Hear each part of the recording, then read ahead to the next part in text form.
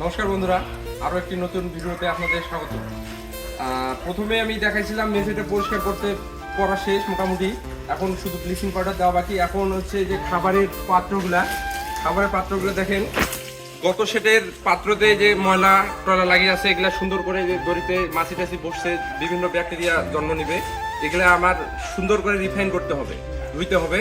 ধোয়ানোর পরে পরবর্তী মানে বাচ্চা যে আসবে, মানে আগামী যে বাচ্চাটা আসবে তার প্রিপারেশন নিচ্ছি। তো এখন বর্তমান সুন্দর করে পটগুলো ধুচ্ছি, খাবারের পটগুলা প্রথমে ভালোভাবে ধুইতে হবে, তারপরে ঘষি মাঝে এই যে ময়লা দেখতে পাচ্ছেন এগুলা অবশ্যই তুলতে হবে।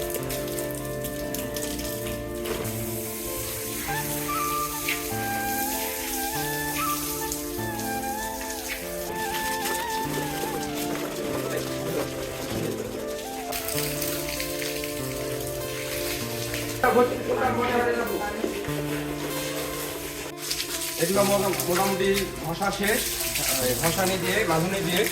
তো এখন পরিষ্কার করতে হবে, সুন্দর করে পরিষ্কার করে দিচ্ছি আমি। আর দেওয়ানোর পরে এভাবে জলটা নিগড়ে এইভাবে বেঁধে রাখতে হবে, তাহলে পরবর্তীতে এই যে ভিতরে ময়লা আছে এটাতে রাখা যাবে না। অবশ্যই এইদিকে খেয়াল রাখতে হবে।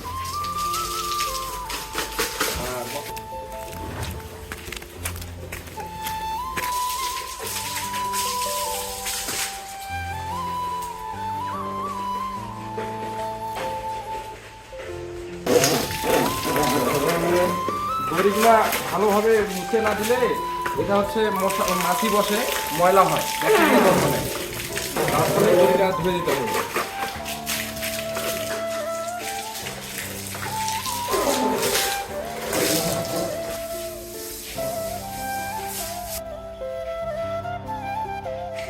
তো বন্ধুরা, এই হচ্ছে মিস্টার হোয়াইট। এখন ডিটারজেন্ট দিয়ে আরেকবার হচ্ছে ভালোভাবে ওয়াশ করব। তো বন্ধুরা, এখন আমি ডিটারজেন্ট দিচ্ছি।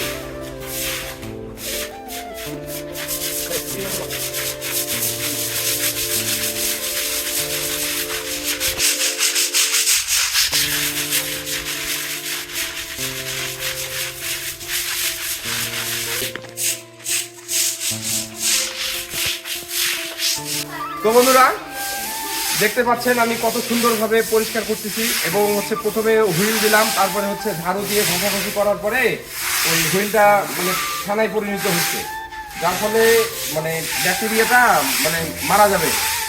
আর বিষয় হচ্ছে এত সুন্দর করি মানুষের মানে রুমও পরিষ্কার করে না, ঠিক আছে? আর আমি সেটা করি। এই হুইল দেওয়া আছে।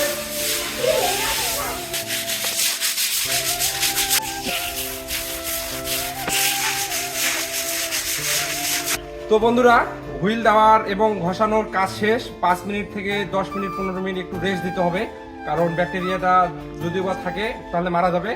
আর এখন হচ্ছে মানে আমি ব্রেক মানে দাঁড়ায় না থাকি, ইতিমধ্যে আমার পর্দাটা পরিষ্কার করতে লাগবে। পর্দাটাতে জল দিতে হবে, ভালো করে ধুইতে হবে।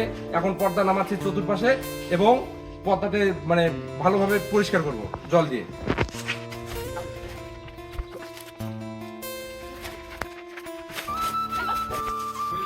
এখন বার করে দিব না। তো বন্ধুরা, দেখতেই পাচ্ছেন আমি আমার ফার্মের চতুর্পাশে পর্দা নামাই দিছি।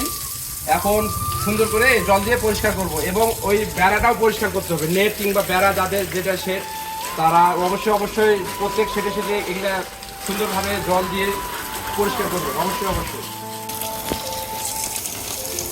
আবার হচ্ছে 10 তারিখে বাচ্চা হবে।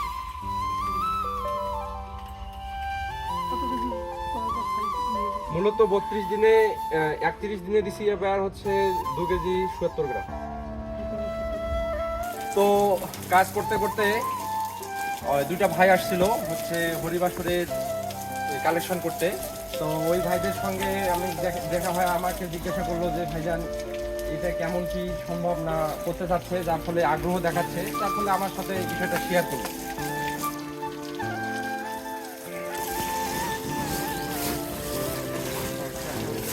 তো বন্ধুরা, ইতিমধ্যে আমার সব কাজ মোটামুটি শেষ। এখন ফিনিশিং ধোয়ানটা মানে সর্বশেষ ধোঁয়ার এই ধুয়ে দিচ্ছি, এর শেষে ধোঁয়াটা দিচ্ছি এবং এরপরে চুন চুন আনবো, চুন দিয়ে দিতে হবে। রেডি?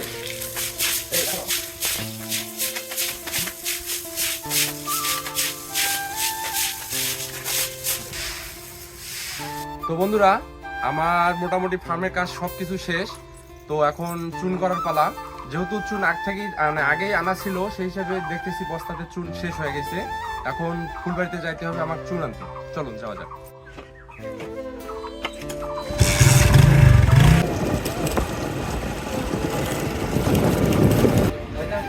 কত কেজি নিচ্ছি? 10 কেজি মতো।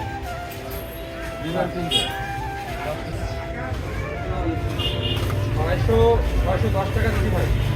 আমি দেখছি এই দুটা পাইছি, লাভ করে তো বুঝতে।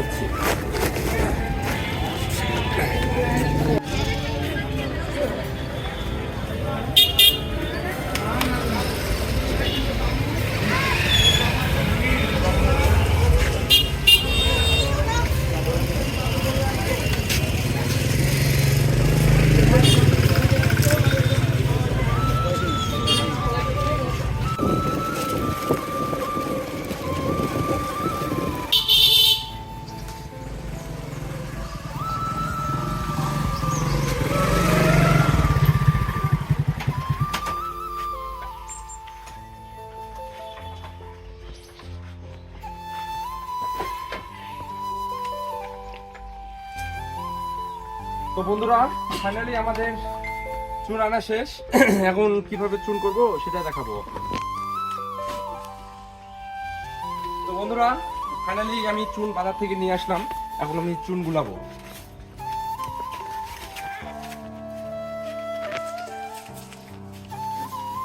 প্রথমে মাটির চারা আমি ব্যবহার করছি, সেখানে মানে ফেটে যাওয়ার ভয় কম থাকে। গরম হলেও জিনিসটা গরমটা সহ্য করতে পারে। মাটির পাত্র কিংবা প্লাস্টিকের বালতি গামলাতে রাখলে ওগুলো বুদবুদে উঠে নষ্ট হয়ে যায়।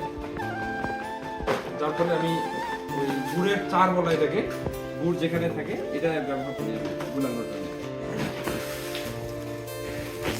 তো বন্ধুরা দেখতে পাবেন এমন এটা চুনের যে ক্ষমতা সেটা বুঝতে পারবেন।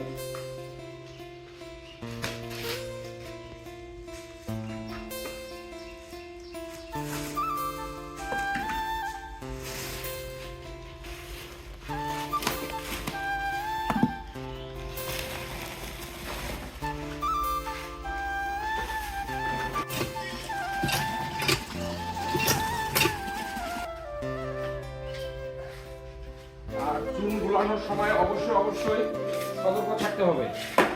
সতর্ক না থাকলে মহাবিপদ। হঠাৎ করে বাস্ট হয়ে মুখের চোখ নষ্ট হয়ে যেতে পারে কিংবা স্কিনে সমস্যা করতে পারে। দেখুন,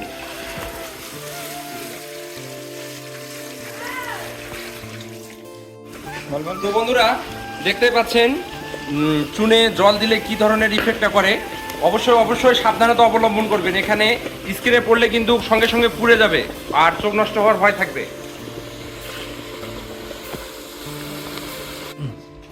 তো বন্ধুরা, চুন দেওয়ার মূলত কারণ হচ্ছে যত ধরনের ব্যাকটেরিয়া জীবাণু থাকে যেগুলোতে মুরগি আক্রান্ত হতে পারে, এগুলা সম্পূর্ণ নষ্ট করা যায়। যেহেতু একদম ওই রকম চুন একটা হচ্ছে মানে স্কিনের জন্য ক্ষতিকর, সেই হিসেবে আমি নিজের সেফটি গ্রহণ করতেছি। গামবোট পরে চুন এখন দেব,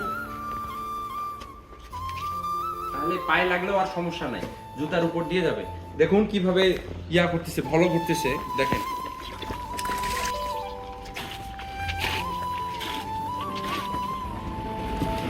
প্রথমে আমি আমার ওই যেগুলা জলের পাত্র ছিল বসানো এই ইটের মধ্যে দিয়ে দিচ্ছি।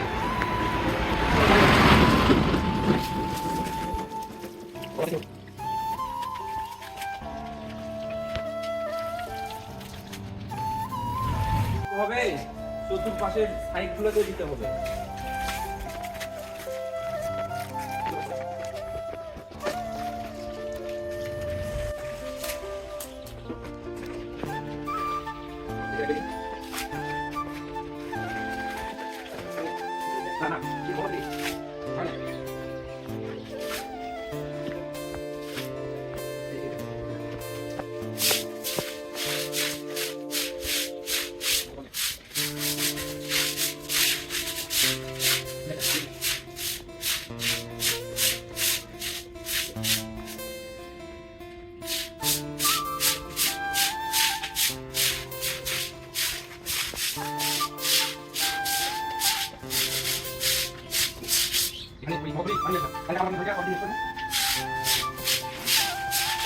তো বন্ধুরা, আমি খুব ক্লান্ত এখন।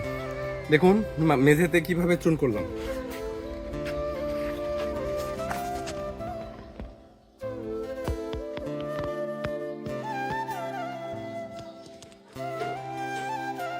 ঠিক আছে বন্ধুরা, আজকে একটু ক্লান্ত, অনেক অনেক পরিশ্রম হলো। ঠিক আছে, দেখা হচ্ছে পরবর্তী ভিডিওতে। আগামী কালকে আবার কাঠের গুঁড়া আনতে হবে, আবার শুকাইতে হবে, এজন্যই। আর 10 তারিখে যেহেতু বাচ্চা আসবে আমার, সেই হিসেবে প্রিপারেশন নিতেই হবে অবশ্যই অবশ্যই। দুদিন আগেই সবকিছু রেডি করতে হবে। তো ঠিক আছে বন্ধুরা, আজ এই পর্যন্তই। ভালো থাকবেন সকলে।